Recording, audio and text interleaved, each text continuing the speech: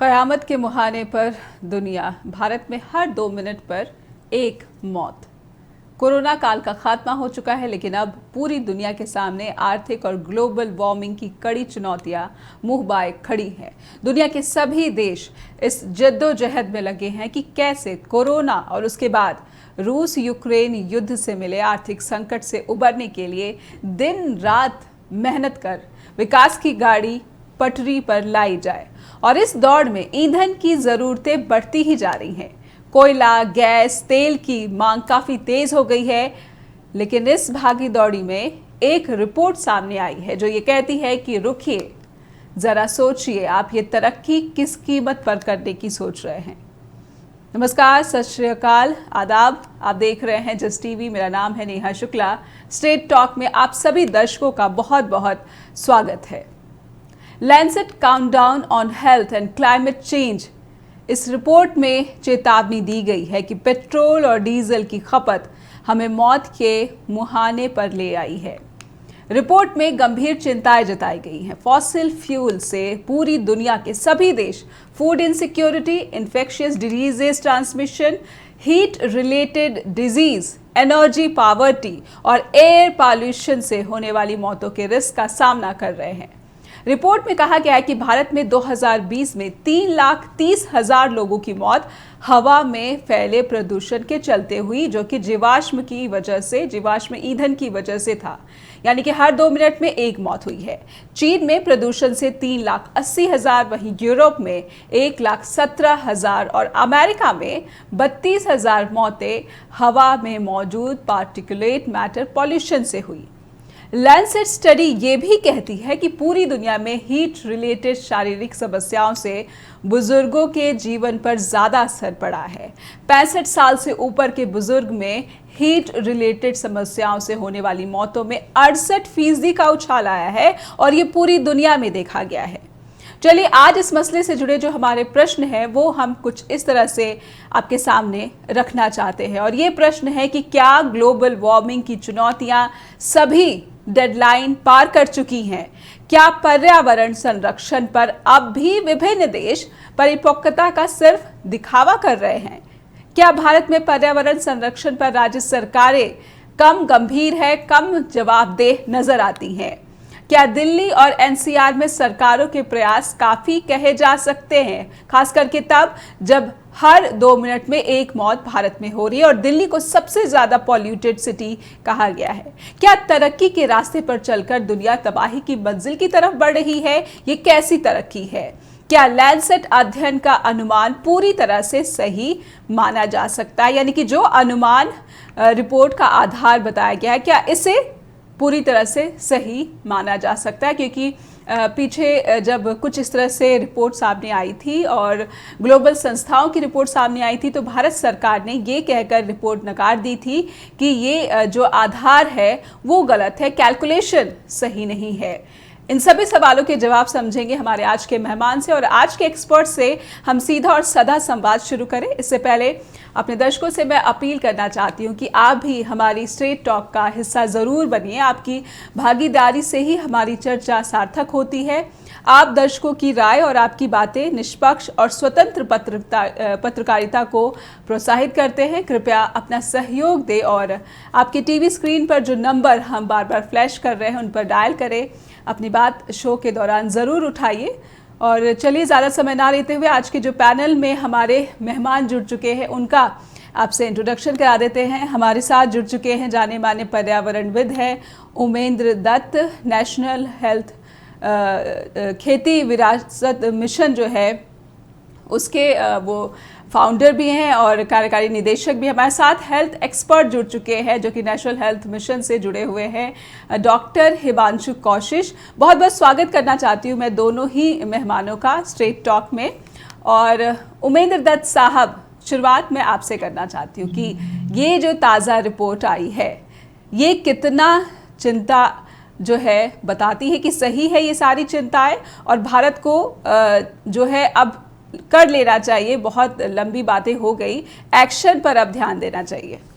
उमेंद्र दत्त साहब जी, ये देखिए रिपोर्ट अब आई है, लेकिन इस प्रकार की आशंकाएं और इस प्रकार की सूचनाएं बहुत पहले से थी और बहुत गंभीरता से लेना चाहिए। जी। ये शायद इस रिपोर्ट के कारण ये पता लग गया होगा कि कितने लोगों की मृत्यु हो रही है, अलग विषय है।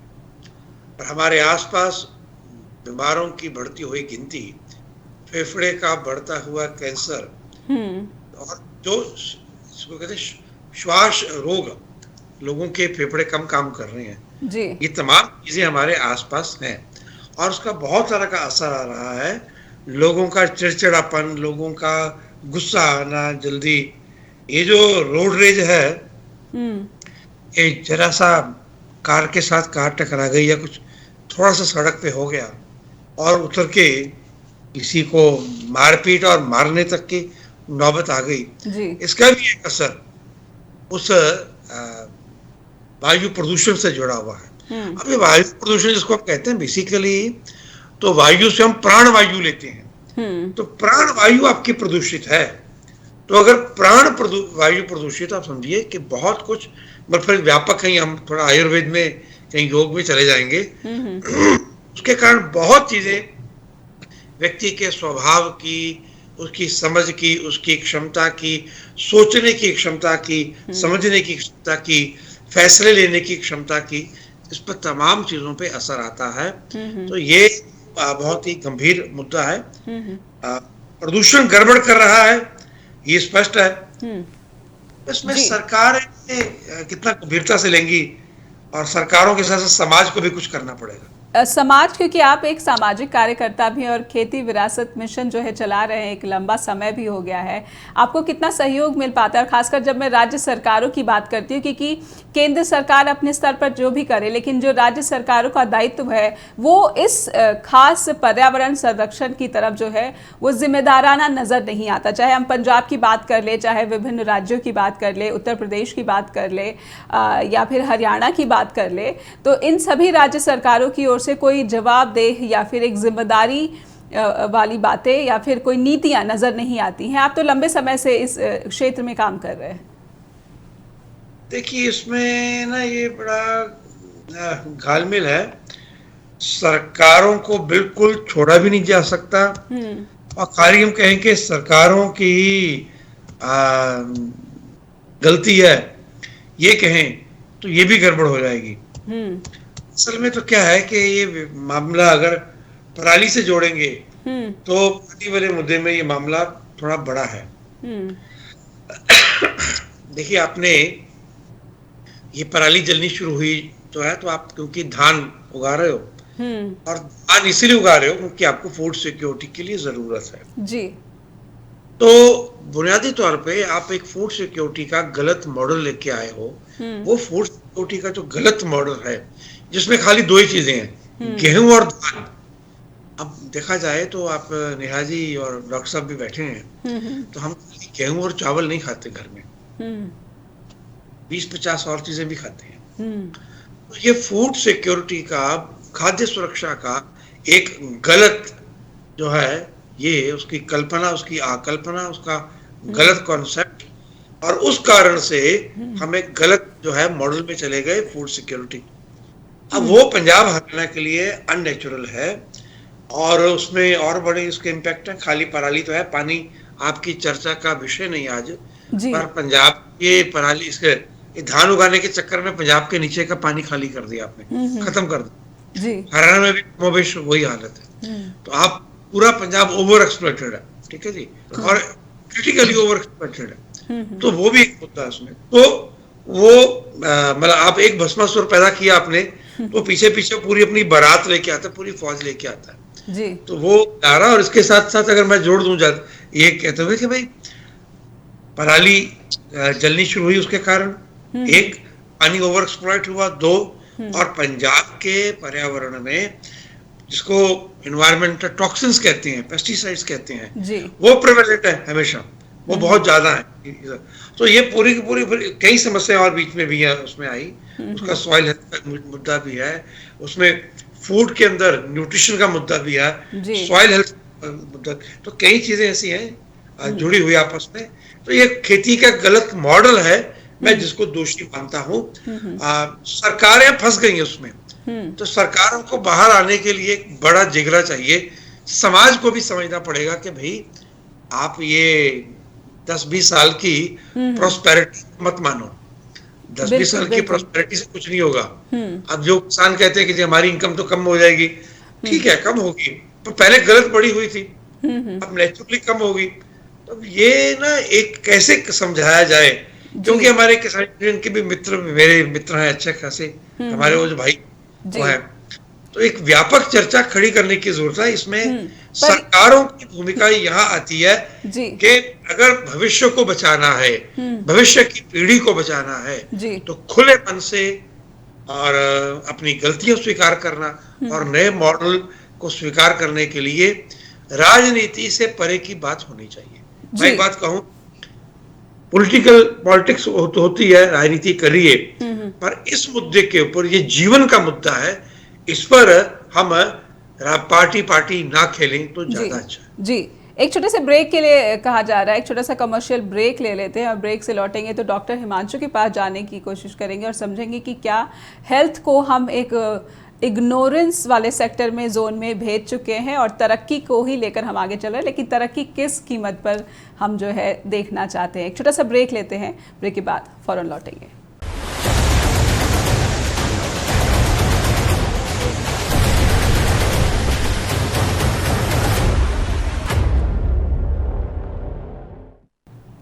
ब्रेक के बाद फिर से स्वागत है आपका। आप देख रहे हैं स्ट्रेट टॉक और आज बातचीत हो रही है कि क्या क़यामत के मुहाने पर पूरी दुनिया आ खड़ी हुई है, क्योंकि भारत में भी हर 2 मिनट में एक मौत जो हो रही है वो हवा में मौजूद पार्टिकुलेट मैटर्स की वजह से हो रही है, जो कि जीवाश्म ईंधन के इस्तेमाल से ज़्यादा बढ़ चुका है। हमारे साथ बने हुए हैं उमेंद्र दत्त, जो कि खेती विरासत मिशन से जुड़े हुए हैं, और साथ ही हैं नेशनल हेल्थ मिशन से जुड़े हुए डॉक्टर हिमांशु कौशिश। हिमांशु जी, आपके पास आना चाहूँगी और समझना चाहूँगी कि रिपोर्ट कहती है कि शरीर में लगभग हर जो मेजर वाइटल ऑर्गन है वो एयर पॉल्यूशन की वजह से जो है प्रभावित होता है, और भारत में ये जो नुकसान है इतना ज़्यादा बढ़ गया है कि बुज़ुर्ग हों, बच्चे हों, सबसे ज़्यादा उन्हें इस शारीरिक समस्याओं से जूझना पड़ा। उनकी मौत काफ़ी पहले के हिसाब से ज़्यादा होने लगी है। आप किस तरह से देख रहे हैं स्वास्थ्य एक्सपर्ट के नज़रिए से?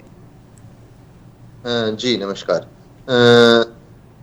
अगर मैं बात करूं एयर पॉल्यूशन की, तो एयर पॉल्यूशन से सबसे पहले तो देखिए आपकी COPD, chronic obstructive pulmonary disease, इसका सबसे बड़ा जो एक हेल्थ इशू हम लोग देखते हैं। तो COPD की केसेस अगर मैं बात करूं तो काफी बढ़ चुके हैं आज की डेट में। इस्चेमिक हार्ट डिजीज, हार्ट से रिलेटेड जो बीमारियां हैं, एस्थमा जो है, ये चीजें काफी बढ़ चुकी हैं। और कहीं ना कहीं एयर पॉल्यूशन जो है इस चीज के लिए काफी आप बोल सकते हैं कि एयर पॉल्यूशन की वजह से ये काफी इंक्रीज हुई है। हम बात करते हैं अस्थमा होता है या इस्चेमिक हार्ट डिजीज होती है, क्रॉनिक ऑब्स्ट्रक्टिव पल्मोनरी डिजीज, मतलब जो ये बीमारियां हैं, अगर हम बात करें तो सर्दियों में आके, पहले ये क्या था, सर्दियों में आके ज्यादा बढ़ती थी, लेकिन आज की डेट में हम लोग कभी भी इनके पेशेंट्स जो हैं हमारे पास आते हैं और अलग अलग कंप्लेंट्स के साथ आते हैं। और इनके साथ साथ ही अगर मैं हेल्थ से बात करूं तो स्किन पे काफी असर देखने को मिलता है। अगर आप दिल्ली जैसे शहर में रह रहे हैं या पॉल्यूटेड एक बोल सकते हैं कि जहाँ का AQI जो है, एयर क्वालिटी इंडेक्स जो है वो काफी खराब है, तो आप उस शहर में रह रहे हैं तो कहीं ना कहीं आपको इसके साथ साथ स्किन पे रैशेस मिलते हैं, आईज में बर्निंग सेंसेशंस मिलती हैं। और इसका इम्पैक्ट जो है बच्चों पे, बूढ़ों पे ज्यादा इसलिए रहता है क्योंकि उनकी जो इम्यूनिटी रहती है, इम्यूनिटी काफी लो हो जाती है और बच्चों की इम्यूनिटी डेवलप हो रही होती है और बुजुर्ग जो है वो काफी लो इम्यूनिटी में चले जाते हैं, जिसकी वजह से उनपे इस चीज का ज्यादा इफेक्ट पड़ता है। तो कहीं ना कहीं इस चीज का अगर हम बात करें कि पिछले 2008 से 2012 में जो एक WHO की रिपोर्ट थी, WHO की रिपोर्ट ने कहा था 2008 में जो AQI की वजह से जो डेथ्स हो रही थी वर्ल्ड में, वो 2012 में डबल हो गई थी। तो WHO ने भी 2012 के बाद काफी इस पे संज्ञान लिया और डिफरेंट कंट्रीज को, जैसे हमारा इंडिया भी उसमें एक शामिल है, चाइना के लिए यूएस के लिए कहीं ना कहीं पॉल्यूशन को घटाने के लिए उन्होंने एक रोल प्ले करने के लिए कहा, क्योंकि सबसे ज्यादा जो बात करें पॉल्यूशन की तो चाइना इंडिया कहीं ना कहीं इसमें अब compete कर रहे हैं। पहले चाइना जो था, बीजिंग की हवा बहुत खराब होती थी और दिल्ली फिर भी काफी बेहतर रहता था, लेकिन आज की डेट में अगर हम बात करें तो अभी जो दिल्ली का ये AQI जो रहा है वो 380 के आसपास रहा है, जी जो जी कि बहुत ही खराब है। तो 380 के आसपास AQI का मतलब ये है कि आप घर से बाहर निकलते ही आप जिस हवा को ले रहे हैं अंदर, तो वो कहीं ना कहीं आपके लिए शुद्ध हवा ना होकर, अच्छी हवा ना होकर बीमारी का कारण ही बन रही है। तो अंदर कोई किसी ना किसी प्रकार की वो आपको डिजीज देने ही वाली है। आप कैंसर होगा, या आप एस्थमेटिक रहेंगे, या आपको हार्ट डिजीज होगी, तो कुछ ना कुछ उससे रहेगा ही रहेगा। जी बात करते हैं अभी पीछे, जैसे कोरोना से हम लोगों ने इतना एक टफ पीरियड जो था हमारा वो निकला, जी तो अगर कोरोना के पीरियड के दौरान की बात करें तो हमारा AQI जो था, मतलब एयर क्वालिटी इंडेक्स जो था, काफी कुछ सुधर गया था। पेशेंट्स में जो एक बात करते हैं, एक तो नॉर्मल आदमी की बात करते हैं, हेल्दियर आदमी की बात करते हैं, जी एक पेशेंट की बात करते हैं। तो जो COPD का पेशेंट था वो भी आप ये मान के चलिए कि मास्क लगाने की वजह से और AQI अच्छा होने की वजह से, क्योंकि पॉल्यूशन फ्री हो गया था एक हिसाब से लॉकडाउन में कंट्री, तो उसकी वजह से उसका जो हेल्थ स्ट्रक्चर जो था, उसकी जो हेल्थ कंडीशंस जो थी, वो काफी कुछ सुधर गई थी।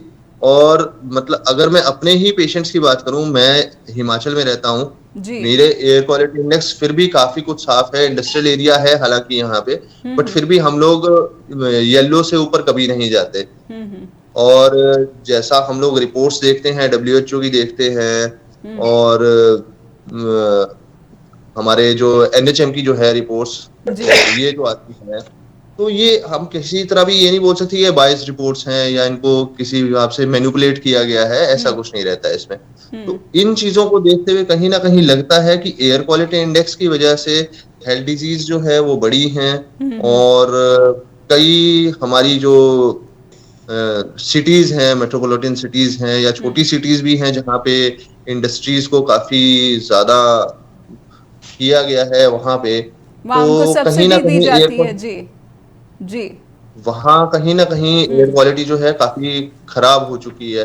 अब अभी कृषि की बात हो रही थी, जी तो उपेंद्र जी ने कहा था कि ये जो है खेती उल्टी कर दी गई है। देखिए वो बात कॉन्सेप्ट गलत है। अलग हो जी जाती है, वो कॉन्सेप्ट अलग हो जाता है, लेकिन हमारा मानना ये है कि अगर आप आग लगाएंगे तो उसका धुआं तो होगा ही, और वो कहीं ना कहीं एनवायरनमेंट के लिए गलत रहेगा ही रहेगा। तो उसमें बेटर है कि सरकार को, और सरकार से पहले लोगों को ये सोचना होगा कि हम लोगों को पॉल्यूशन में रहना है, हम लोगों को अच्छी हवा में रहना है, या हम लोगों को बीमारी फैलाने वाली हवा में रहना है। यानी आप तो वो प्रधानमंत्री एक ने जो मिशन लाइफ की बात कही थी कि खुद अपने लाइफस्टाइल पे कंट्रोल करने की ज़रूरत है, और सरकार की नीतियां और जो बजट है वो तो अपने पैरेलल जो है वो चलता ही रहेगा। हमारे साथ उमेंद्र दत्त जी हैं, वो आपकी बात उन्होंने सुनी है, आइए उनसे समझते हैं। उमेंद्र दत्त साहब, आपने डॉक्टर हिमांशु को सुना और लाइफस्टाइल की भी बात कह रहे हैं। उन्होंने कई रिपोर्ट्स का भी जिक्र किया कि किस तरह से अब जो पेशेंट है, पहले सर्दियों में आया करते थे, अब पूरे साल आते हैं इस तरह के जो उनके पास मरीज है।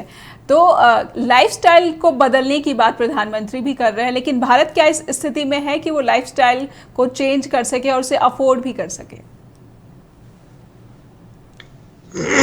देखिए, जब बात जिंदगी की हो ना, अफोर्ड कर सके ना कर सके वाला मुद्दा ही नहीं है। ये रिवर्स है। देखिए क्या हो गया जी। ये मान लेना कि मैं इतनी सुविधाओं और इतने ही सुखों को या इतने कंफर्ट में रहूंगा, और फिर कहें कि फिर प्रदूषण हो, तो ये नहीं होगा। तो आपको कहीं ना कहीं ये एक बैलेंस बनाने की आवश्यकता पड़ेगी सभी को। जो मैं भी कभी कभी अपने आप को, मेरे अंदर से बहुत बार आता है कि मैं भी अपने आप को गिलानी महसूस करता हूँ अपने पे, कि भी मैं भी, मेरा भी जो लाइफस्टाइल है, तो वो लाइफस्टाइल अभी प्रकृति से उतना सुसंगत नहीं है जितना होना चाहिए। अंदर से बाहर आता है, उसमें लगता है फिर शहर में रहना या घूमना, आप घूमोगे तो आप गाड़ी में घूमोगे, और बहुत कुछ हो गया। तो ये कभी कभी ना एक यक्ष प्रश्न जैसा है हमारे सामने।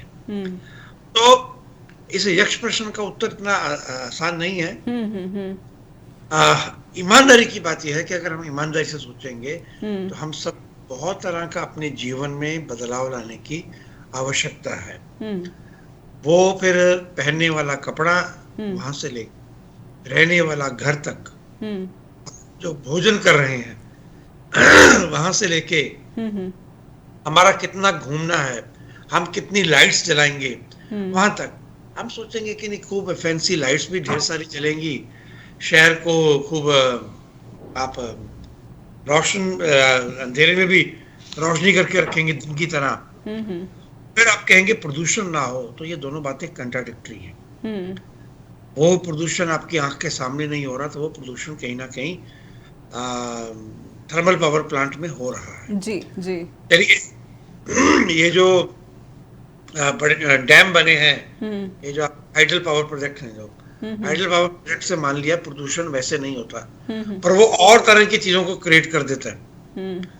आप समझिए ये पूरा विकास इकोलॉजी की बात कर रहे हैं जी। उसमें इकोलॉजी शब्द तो थोड़ा बड़ा, आपने वो क्या वो बड़ी चादर है, उसके नीचे कहीं जाता समझ में नहीं आता। ये जो बुढ़ा नाला वाला केस है जी, हरियाणा लुधियाना वाला, कि नदियां मर रही हैं, तो आपकी नदियां कैसे मर रही हैं? अरे भाई, आपने हाइडल पावर प्रोजेक्ट के नाम पर वो सारा पानी तो पीछे रोक रखा है ना आपने जी, वहां भाखड़ा में, नंगल में, रोपड़ में, ठीक है ना। तो जब आपने रोक रखा है तो पानी तो सतलुज में आएगा ही नहीं, तो फिर ये होगा। तो ये कई तरह की चीजें देखिए, मनुष्य ने पूरे जी। एक छोटा सा ब्रेक ले लेते हैं उमेंद्र जी, और माफ़ी चाहूंगी कि आपको बीच में रोकना पड़ा है। एक छोटा सा ब्रेक ले लेते हैं और उसके बाद उमेंद्र जी की बात पूरी सुनेंगे। एक छोटा सा ब्रेक, फौरन लौटते हैं।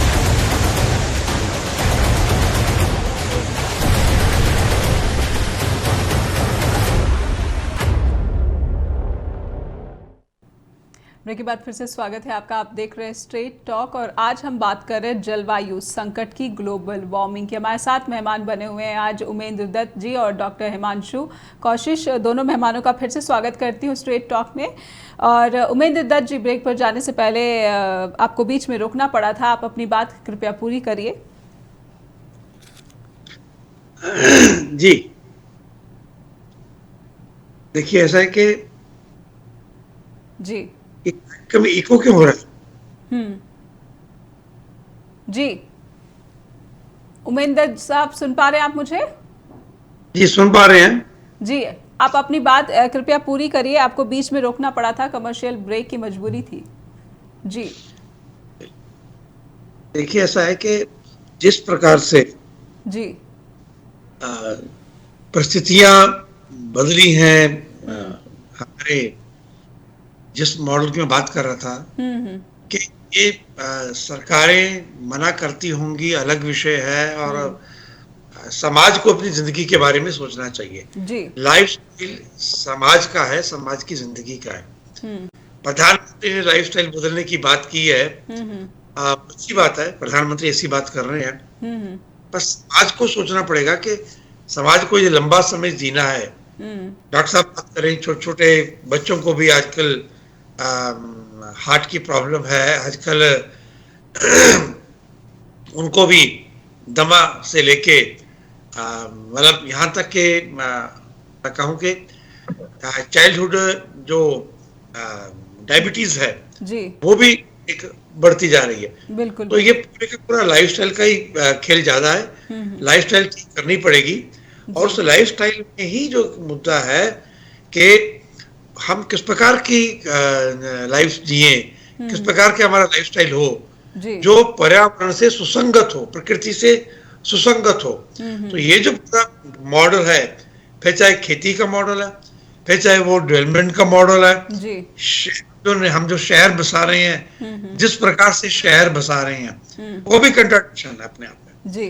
तो मैं ये कह रहा था कि आप ये शहर बसाएंगे जिसमें रात को भी पूरा दिन बना के रखेंगे और वो बिजली इस्तेमाल करेंगे, तो वो जो मुद्दा जैसे जो मैंने पहले कहा कि आप थर्मल पावर प्लांट इस्तेमाल करें या हाइडल पावर प्रोजेक्ट्स में वो बने तो उसके कारण नदियां मरती हैं, उसके दूसरे इम्प्लीकेशंस हैं। जी। तो एक व्यापक जो हमने पूरी प्रकृति से छेड़छाड़ कर ली, मनुष्य ने मान लिया कि प्रकृति के ऊपर खाली अधिकार उसी का है, मनुष्य का ही खाली वर्चस्व रहेगा जी।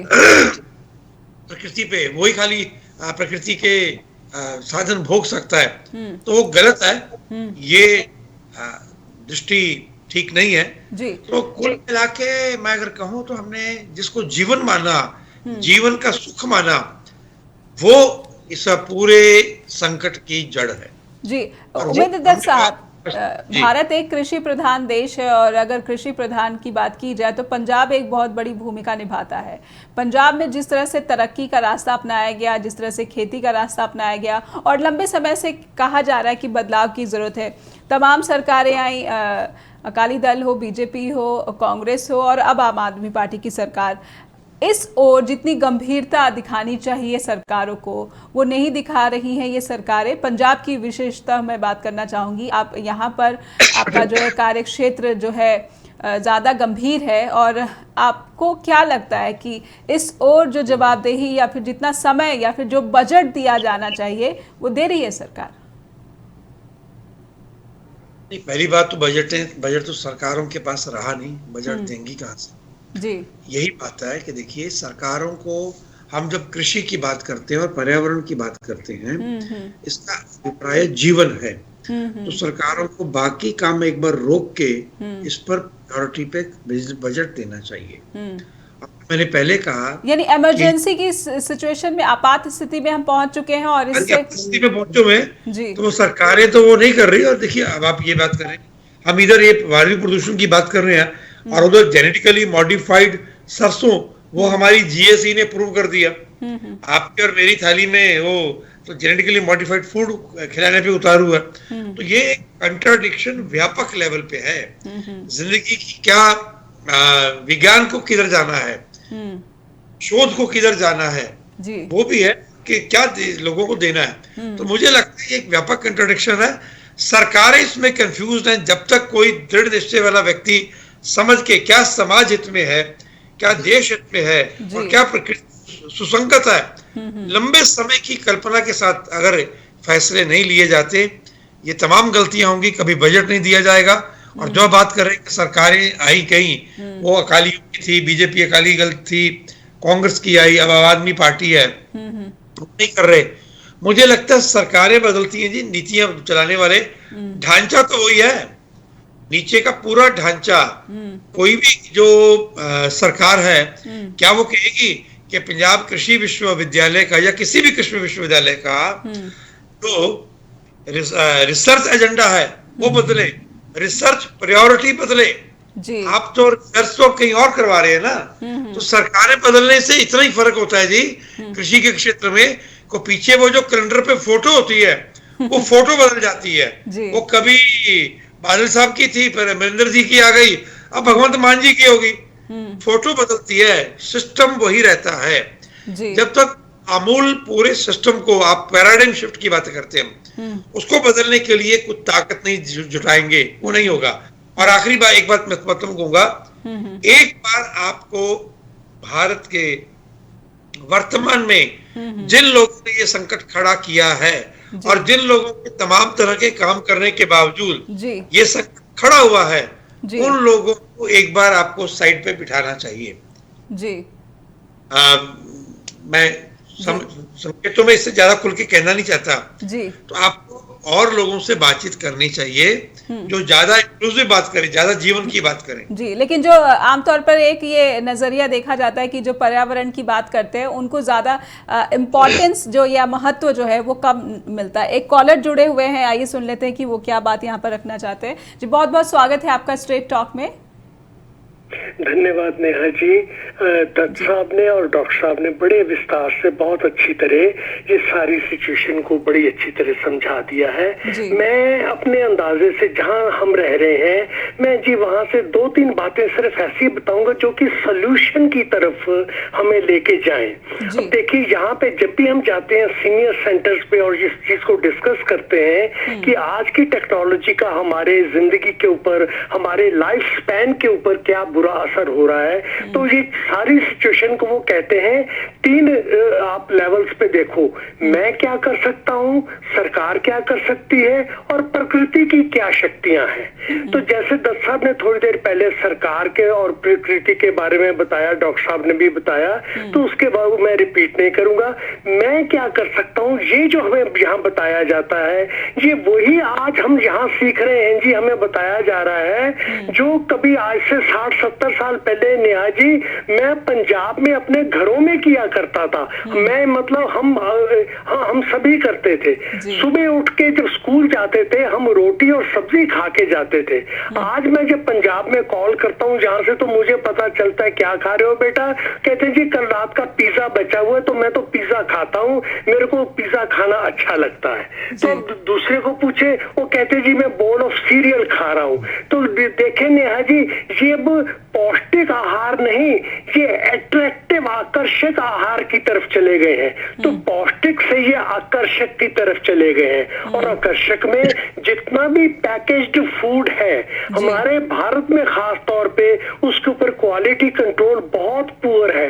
यहाँ पे पैकेज्ड फूड के ऊपर फिर भी थोड़ा सा कंट्रोल है, उसकी न्यूट्रिशनल वैल्यूज जो है बकायदा month to month, week to week यहाँ पे वॉच डॉग ग्रुप्स है, वो देखते रहते हैं कि बच्चे क्या खा रहे हैं जी।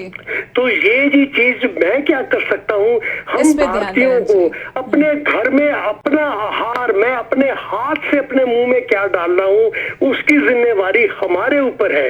वो चीज हम सरकार के ऊपर ना छोड़े। एक छोटी सी बात बताऊं नेहा जी आपको, देखिए मैं 70 साल पहले आज के सीजन में भारत में मेरे को मीठा क्या मिलता था, गुड़ की रेवड़ी। आज क्या लोग वहां बच्चे खाते हैं चॉकलेट।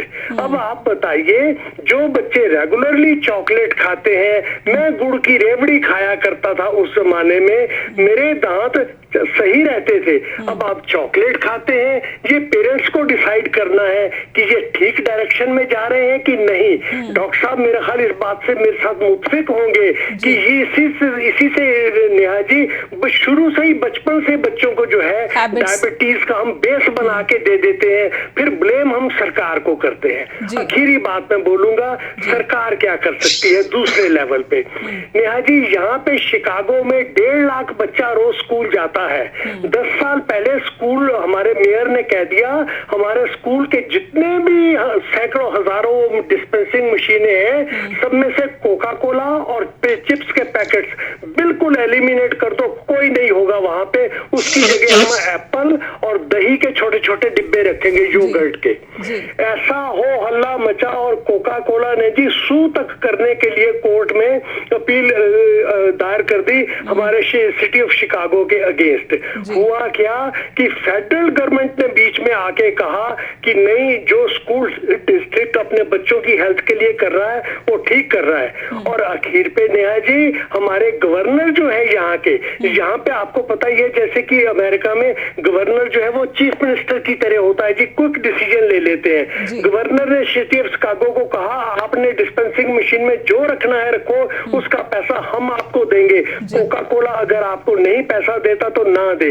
आज 10 साल हो गए नेहा जी, शिकागो का जो मॉडल है न्यूट्रिशन का, स्कूल न्यूट्रिशन का, वो सारे अमेरिका में फॉलो किया जा रहा है। और अब धीरे धीरे यही कंपनियां जो है अब स्कूल मॉडल, स्कूल जो न्यूट्रिशनिस्ट है उनका कहना मानते हैं। तो इसलिए ये देखिए सरकारों का भी पेरेंट्स के साथ थोड़ी कोऑर्डिनेशन हुई। हमारे भारत में ये हो सकता है।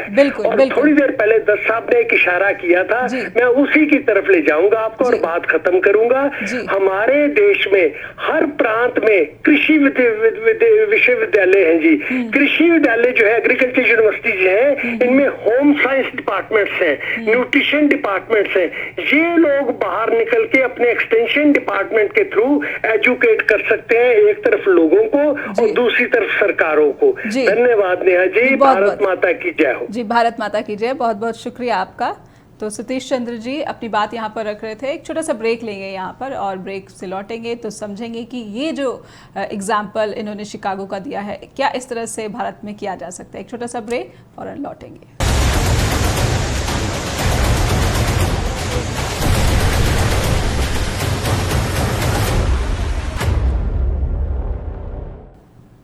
ब्रेक के बाद फिर से स्वागत है आपका। आप देख रहे हैं स्ट्रेट टॉक और आज हम बात कर रहे थे कि क्या पूरी दुनिया जो है मौत के मुहाने पर, क़यामत के मुहाने पर आ चुकी है। एक छोटी सी कॉल ले लेते हैं। एक कॉलर जुड़े हुए हमारे साथ जी। बहुत बहुत स्वागत है आपका स्ट्रेट टॉक में। हाँ जी, मैं यही कहना है जी कि इंडिया में देखो जो डिपार्टमेंट बनना चाहिए एनवायरनमेंट पे है भी है इनका, लेकिन वहाँ पर थोड़ा पढ़े लिखे जो हों, अच्छे एजुकेटेड, उनको पोस्ट किया जाए, उनकी जिम्मेवारी लगाई जाए जी। क्योंकि ये देखो धर्म और साइंस इंडिया में तो बहुत उसका क्लैश है। जैसे अभी 15 लाख इन्होंने दिए जलाए हैं अयोध्या में, उसका स्मोक का देखो कितना होगा असर एटमॉस्फेयर पर। तो ऐसी चीजें जो धर्म के, ठीक है धर्म भी जरूरी है जी, पर इसको साइड इफेक्ट भी दिखना चाहिए उसका, बाकी लोगों के ऊपर क्या इफेक्ट होगा। तो इन चीजों के ऊपर बहुत ध्यान देने की जरूरत है जी। और खास तौर पे इनके पास इंडिया गवर्नमेंट के पास पैसा बहुत है, स्पेशल और कई जगह लगा रहे हैं जी। बड़े बड़े क्या कहते हैं फास्ट ट्रेन बना रहे हैं, बड़े बड़े हाईवे बना रहे हैं, बनाए ठीक है, और पेड़ भी लगाए साथ में, मैक्सिमम जितने लगा सके। ये किसी डिपार्टमेंट की जिम्मेदारी हो वो चेक करे हर चीज। पेड़ आजकल काटे जा रहे हैं, बिल्डिंगें बनी जा रही हैं, तो सबसे ज्यादा वो खतरनाक वही चीज है जी। तो गवर्नमेंट को बहुत ज्यादा ध्यान रखना पड़ेगा, रोल काफी ज्यादा होना चाहिए। बहुत बहुत धन्यवाद आपका जितेंद्र वालिया जी। ये हमारे नियमित दर्शक बता रहे थे कि गवर्नमेंट का रोल जो है वो भी जो है गंभीर दिखना चाहिए, जो कि फिलहाल शायद भारत में नहीं दिख रहा है। डॉक्टर हिमांशु आपके पास आना चाहूंगी कि हमने देखा है कि भारत में जो हेल्थ सेक्टर है इसमें इतना ज़्यादा बजट नहीं है। समस्या क्योंकि पॉपुलेशन ज़्यादा है तो ज़्यादा रहती है, और अब जो ये ग्लोबल वार्मिंग रिलेटेड जो बीमारियां हैं ये भी पहले के मुकाबले लगभग 50-55% जो है वो बढ़ गई हैं। और ऐसे में जब फ्यूल पर, जो ईंधन पर जो सब्सिडी मिलती है वो बहुत ज़्यादा है, काफ़ी शोर शराबा होता है, जैसे पेट्रोल या डीजल महंगा हो जाता है, लेकिन यहाँ पर जान पर बनाई है, इस पर कोई बात ही नहीं करता। हेल्थ सेक्टर क्या आपको लगता है कि एक इग्नोरेंट सेक्टर रहा है भारत में और इधर कोई खास ध्यान नहीं दिया जा रहा है? नहीं, देखिए अगर मैं बात करूं, आपको हेल्थ सेक्टर की बात करें तो अब काफी ज्यादा अच्छा डेवलप हो चुका है, चाहे वो प्राइवेट हेल्थ सेक्टर हो या फिर गवर्नमेंट बेस्ड हेल्थ सेक्टर हो। अब पहले की तरह, पहले इंफ्रास्ट्रक्चर्स और हेल्थ सेक्टर्स जो थे वो हमारी जो एक इकोनॉमी थी या हमारा जो एक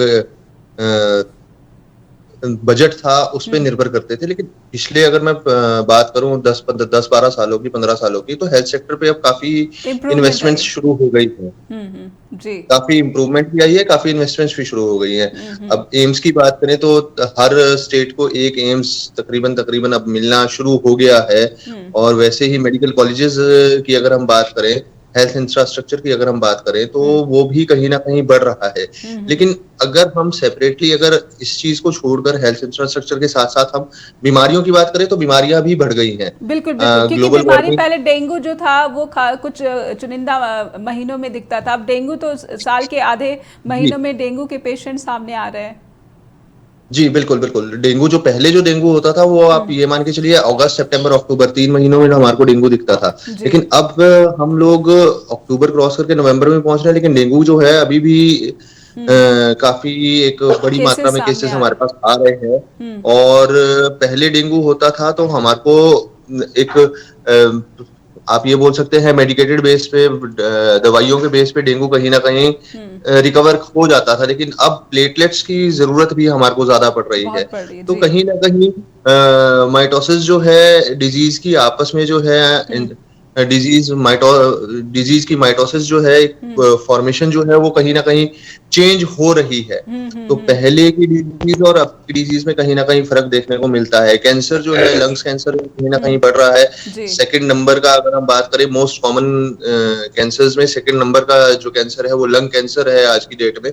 तो इसका भी इम्पैक्ट जो है एक एयर पॉल्यूशन की वजह से या हमारी जो डेली ओवरऑल दिनचर्या जो है एक उसकी वजह से। ओवरऑल तस्वीर जो मैं अगर डॉक्टर आपसे समझना चाहूंगी कि एक शारीरिक चुनौतियां और मानसिक चुनौतियां जो है लेबर जो है भारत का जो कि योगदान देता है अर्थव्यवस्था में कंट्रीब्यूट करता है, उसको ये दोनों ही चुनौतियां जो है पहले के मुकाबले डबल हो गई हैं। ऐसे में अर्थव्यवस्था को कहीं ना कहीं तो ये एयर पॉल्यूशन नुकसान कर ही रहा है। जी बिल्कुल कर रहा है। इसको हम कहीं भी झुटला नहीं सकते हैं कि एयर पॉल्यूशन जो है ये अर्थव्यवस्था को नुकसान नहीं कर रहा है। आप एक चीज देखिए, अगर आप एक AQI जो है आपका एक नॉर्मल ग्रीन AQI में अगर आप रह रहे हैं तो ऑटोमेटिकली आपका जो बजट होगा वो दूसरी तरफ डाइवर्ट होगा। उसको आप एजुकेशन में लेके जा सकते हैं, उसको आप किसी और सेक्टर में लेके जा सकते हैं। लेकिन वही अगर आप दिल्ली की तरफ पर्पल में रह रहे हैं तो आपको कहीं ना कहीं उसको बजट को हेल्थ की तरफ भी ट्रांसफर करना पड़ेगा और कहीं ना कहीं आपको हर चीज पे पाबंदी लगानी पड़ेगी, चाहे वो ड्राइविंग हो गई, चाहे वो कुछ आपका स्मोकिंग हो गई या कुछ और चीजें हो गई। और इसके साथ साथ लोगों को जागरूक करना, जिसमें हमारी सरकार कहीं ना कहीं चूक रही है। जी। लोगों को जागरूक करना बहुत जरूरी एक बात है, क्योंकि जब तक लोग जागरूक नहीं होंगे, जब तक लोग अपने आप को अपनी सेहत के लिए खुद को जागरूक नहीं करेंगे, तब तक हम जितनी मर्जी कोशिश कर ले उसका मुझे नहीं लगता कोई लाभ होने वाला है। तो कि आप गंगा सफाई कीजिए, आप यमुना सफाई कीजिए, जब तक लोग उसमें कूड़ा डालना बंद नहीं करेंगे तब तक मुझे नहीं लगता कि कोई उसका सफाई करने का फायदा होने वाला है। जी, तो वही है कि खुद की शिक्षा सबसे पहले जरूरी है। जी, समय कम है इसलिए समझ लेते हैं कि